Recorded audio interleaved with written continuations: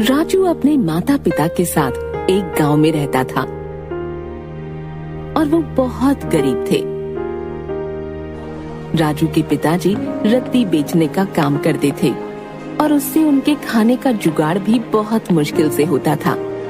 इस बात से घर वाले बहुत परेशान रहते थे।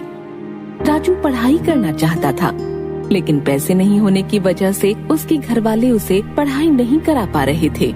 राजू की माँ इस बात से गुस्सा रहती थी और हमेशा भला बुरा कहती रहती थी। एक दिन राजू के पिता की बिल्कुल कमाई नहीं हुई, इस वजह से राजू के पिता को खाली हाथ घर वापस आना पड़ा। राजू की माँ कहाँ हो? क्या है, बुला तो ऐसे रहे हो जैसे मेरे लिए सोने चांदी लाए हो। लाओ पैसे दो, खाना बनाना है, घर में खाने के लिए कुछ भी नहीं है। आज 1 रुपए की भी कमाई नहीं हुई है। मेरे पास 1 रुपया नहीं है। जाओ दुकानदार से उधार सामान ले लो, हम बाद में दे देंगे। हाँ, कह तो ऐसे रहे हो जैसे कि कल तुम खजाना ले आओगे। जाओ जाके खाने के लिए सामान लेकर आओ। ठीक है, जाता हूँ। इतनी भड़कती क्यों हो? जा रहा हूँ। इतना कहकर राजू के पिताजी सामान लेने दुकान पर जाते हैं और दुकानदार से उधार सामान देने को कहते हैं, लेकिन दुकानदार सामान देने से मना कर देता है और कहता है, भाई साहब, पहले आप पिछला हिसाब चुकाइए, फिर सामान लेना। भाई साहब दे दूंगा, आप आज सामान दे दीजिए, मैं कल आपके पूरे पैसे चुका दूंगा। पैसा कौड़ी होता नहीं है और आ जाते हैं सामान मांगने। ये लो और कल पैसे चुका देना। राजू के पिताजी दुकानदार की बात सोचते हुए सामान लेकर घर आ जाते हैं। अगले दिन जैसे ही राजू के पिता काम के लिए जा रहे होते हैं, रास्ते में उन्हें दुकानदार मिल जाता है। कहाँ जा रहे हो? याद है ना, आज तुम्हें मेरे पैसे चुकाने हैं। अगर आज पैसे नहीं चुकाए तो देखना मैं तुम्हारा क्या करता हूँ। भाई साहब, मैं आपके पैसे चुका दूंगा। इतना कहकर राजू के पिताजी काम के लिए निकल पड़ते हैं और बाजार जाकर रद्दी बेचने लगते हैं, लेकिन उनके पास कोई भी ग्राहक नहीं आता, जिस वजह से वो निराश हो जाते हैं और ग्राहक के आने का इंतजार करते हैं।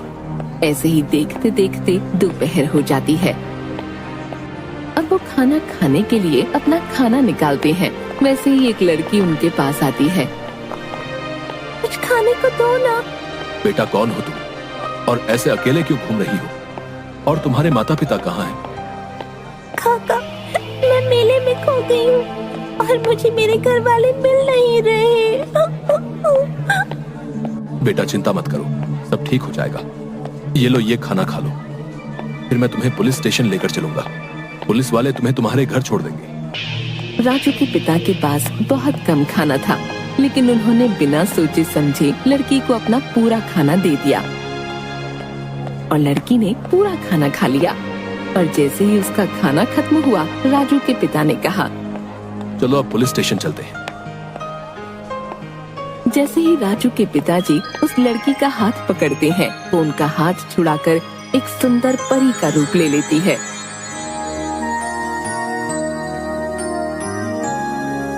तुम एक बहुत ही ईमानदार और दयावान व्यक्ति हो।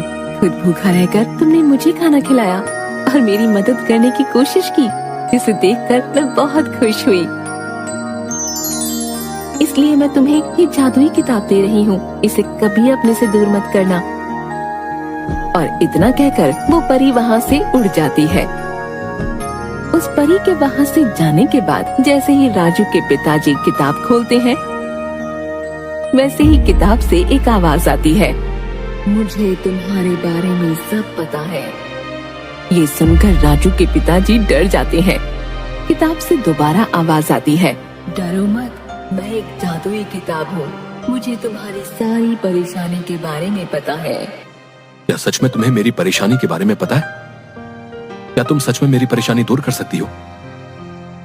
हाँ, जैसे ही तुम इस किताब का अगला पेज पलटोगे और बताओगे कि क्या परेशानी है, वैसे ही तुम्हें अपनी परेशानी का हल मिल जाएगा। ठीक है जादुई किताब।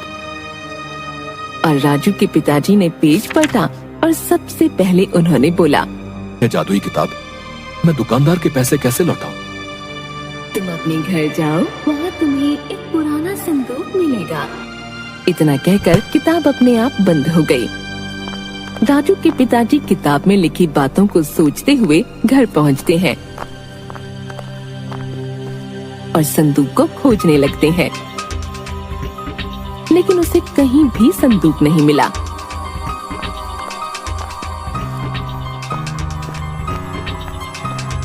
इतने में राजू की माँ बोलती है, क्या हो गया है? पूरा घर फैला दिया है, क्या चाहिए तुम्हें? तुमने अपने घर में कहीं पुराना संदूक देखा है? पुराना संदूक? पुराना संदूक तो अपने यहाँ एक ही है जो तुम्हारी माँ का है। कहाँ कहाँ है वो? देखो, वो रहा अलमारी पर।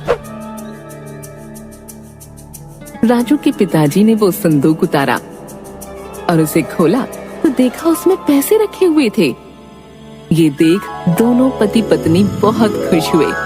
राजू के पिता ने तुरंत पैसे लिए और दुकानदार के पास गए। ये लो तुम्हारे पैसे, बोला था ना आज दे दूंगा तुम्हारे पैसे। हाँ लाओ लाओ। और दुकानदार को पैसे देकर वो घर आ गए। फिर सोचने लगे, चलो आज का काम तो हो गया, लेकिन अब कल का क्या?